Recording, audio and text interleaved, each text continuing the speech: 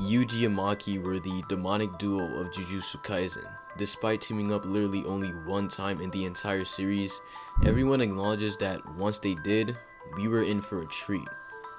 But what if these two were to come to blows? And in today's video, let's talk about exactly that. What's up guys, Gamblrr here, and in today's video, we'll be going over Yuji versus Maki. Is the fight even fair? Is it close? How does this impact Hikari's legacy? All of these questions will be answered in this video, so stay tuned. If you enjoy videos like these, go ahead and subscribe. You get more videos, and we'll both be happy.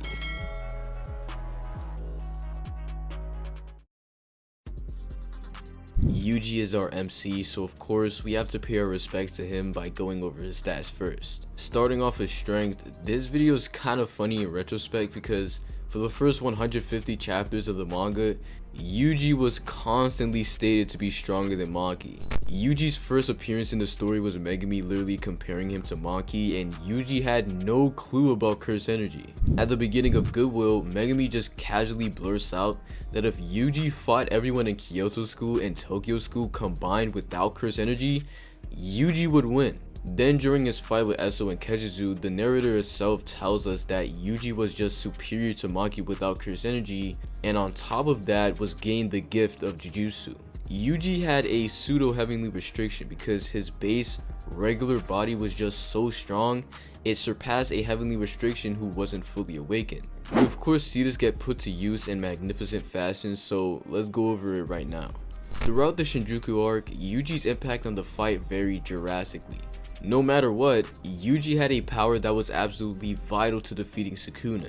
Yuji being able to directly attack the barrier between Megumi and Sukuna's soul was a power literally no one else had, not even the characters who could perceive souls like Gojo and Maki. Yuji's first hit on Sukuna with his new power shook him, and he automatically noticed the role of Yuji during the fight. Of course, despite this, he didn't really take him seriously, dismissing him for Higuruma as soon as he got the chance to. Yuji had 3 levels of this new power: base punches, black flashes, and shrine. They obviously rank exactly like that in efficiency, but this doesn't mean that Yuji's base punches were inefficient or weak. In chapter 256, Sukuna hits 3 black flashes in a row, and as soon as Yuji punches Sukuna, Choso says in his mind that no matter the effect of Sukuna's black flashes, the punches will revert those effects. This meant if being charitable to Yuji, each punch from him worked like a reverse black flash. To go with what's actually said in the story, Yuji separating Sukuna and Megumi's soul lowers Sukuna's control over the body and curse energy output. Just like how Yuji, Todo, and Mahito all got locked in after hitting 1, it's like the opposite effect for Sukuna. In Yuta's domain, the duo put in work like no other.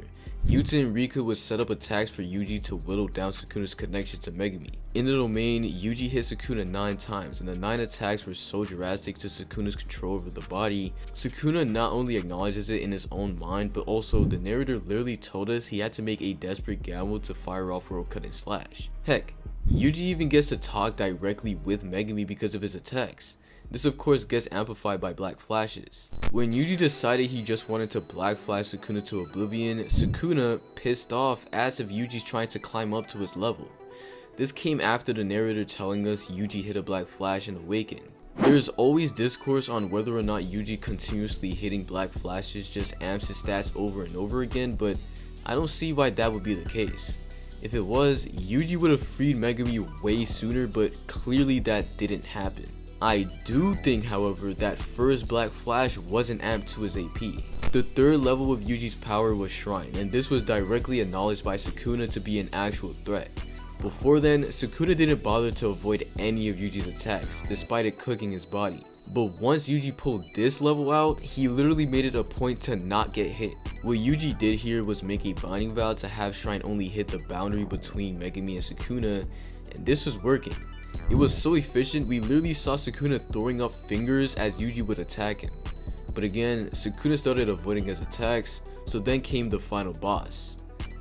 Domain expansion. People miss this for some reason, but the only thing we don't know about Yuji's domain is the name. The sure hit of the domain is the shrine attack I've been talking about.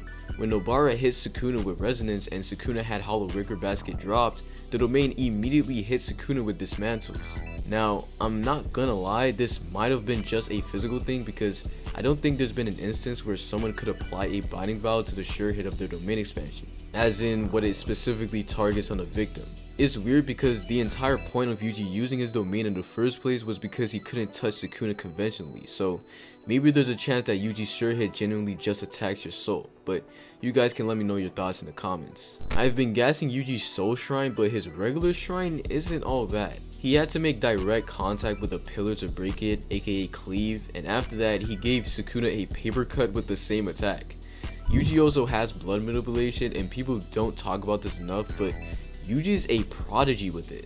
He used Supernova against Sukuna, something that wasn't taught to him, and the AP of it was decent as well. It ripped Sukuna's face open. He also has piercing blood, and that also damaged Sukuna when he used it in his face at point blank range. Yuji's speed was a weird case when I went over it back in my YouTube vs Yuji video, so let's get into it right now. In chapter 246, Sukuna sends slashes at everyone after he comes out of Higuruma's domain expansion. I'll get into that in a second, but after that, Sukuna looks at the team and tells them he wants to test their speed next. And so he literally runs away. We of course get Sukuna's little fight with Higuruma, but it's what he says after that that's of importance. He looks at Yuji, who's now a user of reverse curse technique, and starts thinking in his head. This means there's no reason to lie, by the way. And Sukuna goes on to say, looks like his ability to use curse energy to strengthen his body isn't the only thing that's improved. There's only two things Sukuna tested Yuji on, his durability and his speed. And so he just flat out says his speed hasn't improved. Now, I used to think this was some kind of inconsistency, but then I realized what Yuji pre-timeskip was doing. In chapter 212, Sukuna took over Megumi's body, and in the very next chapter, he sent him flying through multiple buildings. Sukuna then survived an encounter with Jacob's ladder and threw Angel off a building, something that Yuji witnessed with his own eyes. This is where Yuji just snapped and had a sudden power boost that shook Sukuna, and Urame even noticed it later on. Of course, with this power boost came speed, and I think this is what Sukuna was basing it off of. His new speed literally allowed him to keep up with Sukuna and Maki's fight.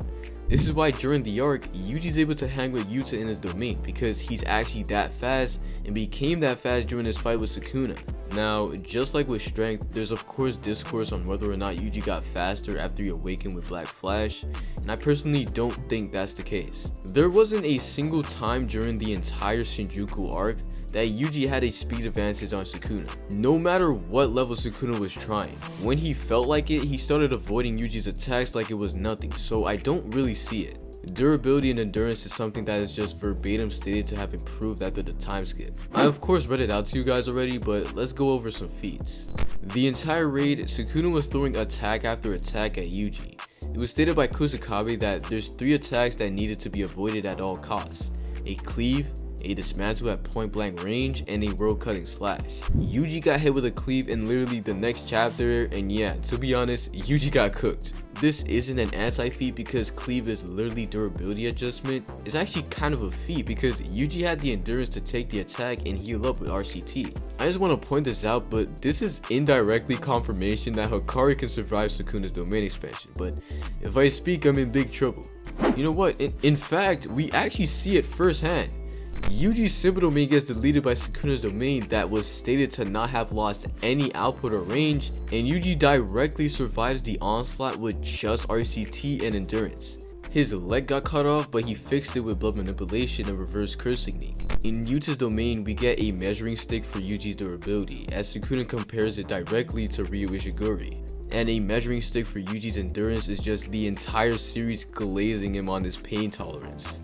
If it's just pain, Yuji Itadori won't stop. By the end of the fight, he's literally said to have reached his limit after popping his domain expansion, but he's still able to fight head on with Sukuna, landing Divergent Fist and hitting a Black Flash. Finally is hacks, and I've basically gone over everything while talking about the other stats.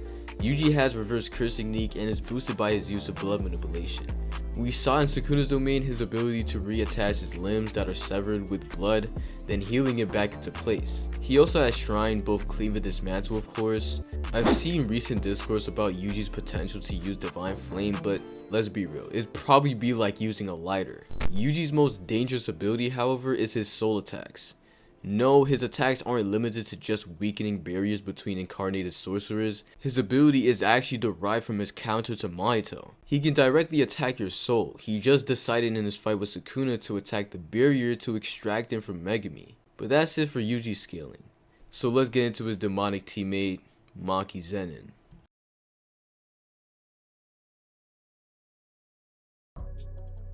Like I said earlier in the video, Maki for the majority of the series was just inferior to Yuji. We knew as early as the prequel of the series that she had a tougher body in exchange for little curse synergy and the inability to use Jujutsu. She eventually unlocked the full physical capabilities of her body and then the full realization of the heavenly restriction, but I'll go over the perks that came with it later on. I want to note something right now so as to get it out the way. This Maki, and this Maki are all of the same stats. I didn't think this before, but I gave the Sakurajima colony a reread as well as saw some extra material, and I feel like that's just actually the case. The entire problem in Sakurajima was the way Maki fought and the mindset she had. Before seeing Toji, she had a mental block, thinking about what she has and what she doesn't, and after seeing him, she reconsiders what she should discard and what she shouldn't. The sumo guy in this entire chapter of her doing sumo was to get around that, and Maki just fights better afterwards. It's stated that in the Zenin massacre, Maki was just equal to Toji, so that's literally the situation with those two versions. As for post time skip, I don't think Maki got stronger because I think she peaked physically as soon as Mai sacrificed her life. She's fully realized now. Mai's dialogue implied there was a limit, Mei-Mei's own dialogue states there's a limit to development, and I think Maki hit that limit. The only thing different between these three Makis is skill and way of fighting, because even if she didn't get stronger after the time skip, I think it's safe to assume that she got more skilled. With all that being said, let's get into our first stat, strength. In the context of this video, it's actually kind of funny that both of the fighters just bypass durability. Maki with the soul split katana is able to literally cut straight to the soul rather than going for conventional durability. Before we get into her feats with that, her actual strength feats definitely need to be talked about. She dominated the entire Zenin clan because back then the weapon she had did not have the durability negation she has now. She sliced through a supreme grade 1 like Ogi and one-shot Naoya with a punch, the strongest in the clan after Naobito's death. In Sakurajima we don't actually see much, and this is especially true in the Shinjuku arc because of course she has her durability negation. With it, we see Maki use it against Naoya and literally just straight up one-shot him. Against Sukuna, she gets a sneak attack on him, to which Sukuna just jumps back and literally never gets hit with the katana again outside of sneak attacks. I can't believe this has to be said, but no, getting hit with the soul split katana isn't the end of the world. Sukuna is able to heal the soul damage he took from the blade by being able to perceive a soul and use reverse curse technique on it. Sukuna does say it's taking longer to heal in comparison to his other wounds, but also the narrator just flat out says he would have healed it easily had he been at full power. Next is speed, and during the Shinjuku arc, things got a little weird, so we'll get into that in a second.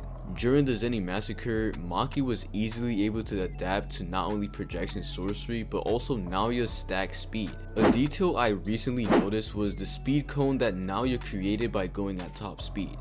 The only other time we see a speed cone is Choso's piercing blood, and that's the indication of the speed of sound. So Naoya goes at this speed, turns around still at top speed, and Maki just casually reacts and counters it. This is consistent because when Naoya comes back in his cursed spirit form, blitzing her with Mach 3 speed, Maki flat out says Toji would have been able to handle the speedster, but Maki couldn't because of her mental block and fighting style. So once she got over it, the dynamic shifted immediately, with Naoya asking why the heck he can't catch her, and that he's supposed to be the one with overwhelming speed. Now, I said her speed was weird because of Shinjuku, and that's because of Sukuna. Sukuna's stats vary so much during this arc. One minute he's fighting Gojo equally, and the other he's taking attacks from Kusakabe. Against Maki, we see probably the most insane variation ever. Sukuna starts off chapter 253 clashing with Maki evenly, then in the span of 2 pages he blisters her into a building before she can even land. And then he goes back to a speed where Maki can push him into a wall in front of his face, and then he blisters the crap out of her in the next page. It's safe to say that using the Sukuna fight as a measuring stick between the two won't be in play here. Maki's most impressive feat in my opinion is dodging world cutting slash. For some reason people think this isn't one, but that's a topic for a whole nother video, so just wait on that. Something I have to add is of course Toji's feats, because these two are complete equals. Now, the only thing I want to really bring up is the Megumi statement, where he directly compares Toji's speed to Three Finger Sukuna. I don't think it's a valid statement, but it needs to be mentioned for this fight. Durability and endurance is next, and this is quite the odd topic considering Maki doesn't have any curse energy. Maki and Toji's durability feats are literally just straight body strength. Toji took a weakened red. Of course he started bleeding, but the attack did no lasting damage to him. As for Maki, we've actually seen the limits for her. Against Naoya, Maki of course gets hit with the Mach 3 ram and is actually taken out of the fight a little bit to recover. She does immediately try to attack Naoya, but she admits that she's gotta have some time. Against Sukuna, she got hit with the Black Flash and ghosted, but came back after a certain amount of time to slice off Sukuna's arm. She then takes another Black Flash as well as some slashes right after and literally never comes back into the fray. So yeah, we can see her limit. As for endurance, we see this showcase when she fought the entire Zenin clan with the lethal wound from Ogi. It was actually mentioned that she was at a disadvantage against Naoya because of said wound, but Maki kept fighting. Maki has somewhat of a pain tolerance just like Yuji. Finally is Hacks, and this is where I'll go over the heavenly restriction. She of course got the physicals that equal Toji, but after becoming fully realized, Maki gained extra abilities. One of them is the ability to interact with the air. Against Naoya, she's able to just jump while she's falling and dodge Naoya in the process. We also see Sukuna and Maki clash using this power twice, because Sukuna also has the ability to do it. Maki also unlocked a type of precognition through reading air particles. This is what allowed her to predict Naoya coming her way so she could double jump. Maki was also granted the ability to perceive the soul, rendering the Soul Split Katana one of the most broken weapons in the series, something the average sorcerer definitely does not want to fight against. And finally, Maki has the ability to heal to a certain extent. When she got rammed by Naoya, she told Kama that she needed some time to heal, and also she most likely did that right after Sukuna's first Black Flash. With that said, we've skilled both fighters, so again, how would these two match up? Let's get into it right now. Yuji and Maki's fight will take place in Shinjuku. No real reason for this. It's 12 AM while I'm writing this because I was procrastinating, and it's actually like 1 o'clock right now while I'm recording. Same rules as always. Whoever dies or gets knocked out first loses. So let's go and simulate the fight. Play the Budokai music. The fight starts and both characters know the other character's gimmick. I think this is pretty obvious considering they all discuss plans. With that being said, Yuji doesn't directly have the counter to Soul Split Katana like Sukuna did. I do think that if Yuji saw Sukuna do the chainsaw thing he did against Yuta and Maki, he'd be able to replicate it, but there's just no proof that he saw that. That being said, we've already established that the two are pretty evenly matched when it comes to speed, so both characters can land hits on each other. Maki can land Soul Split Katana on Yuji, damaging his soul, and Yuji can land punches and dismantles on Maki, damaging her soul. It must be noted that the potency of Yuji's shrine would be amped because the target of the dismantles wouldn't be her but her soul directly. The outcome of this fight comes down to a couple questions. 1. How strong do you think the soul of a heavenly restriction user is? We know that Toji's body was just so strong it overpowered a guy's soul, so what about the reverse? 2. Do you think the damage Maki would do against Yuji would be more than Yuji to Maki? And 3. How long can Yuji outlast Maki? For the first question, I genuinely don't even know how to answer that, and it's almost impossible to have a set in stone idea on how Yuji's soul damage would affect Maki. I think a good assumption is that since she may be special due to heavenly restriction, the boost from Shrine can counteract that, and so the damage will be regular. Regular as in like Yuji versus Mahito. For the second question, I do personally think Maki's soul damage may do a little bit more than Yuji's. Against Naoya, she just outright one-shots him and directly damages Sukuna. Yuji on the other hand gave Mayuto the business for chapters on end with black flashes and barrages, and Mayuto still held up. In fact, he was at 40% before they even exited the building they were in. And the third question is a spoiler to what I think would actually happen in the fight, because Yuji has a counter to soul damage and Maki just doesn't. Yuji can use reverse cursing knee to heal his soul, while Maki can only hope to have a chance to recover. So while they can hit each other mutually because of their similar speed, Yuji can whittle down Maki while recovering his own soul and eventually ending the fight, having outdone her damage. Yuji wins their fight, and it all came down to circumstance. What did y'all think about this fight? If I'm being completely real, I was confused going into it because I genuinely had no idea who I had winning. Anyways, definitely let me know you guys' thoughts in the comments. Who would win in your opinion? Subscribe if you're new to the channel, and I'll catch y'all in the next one.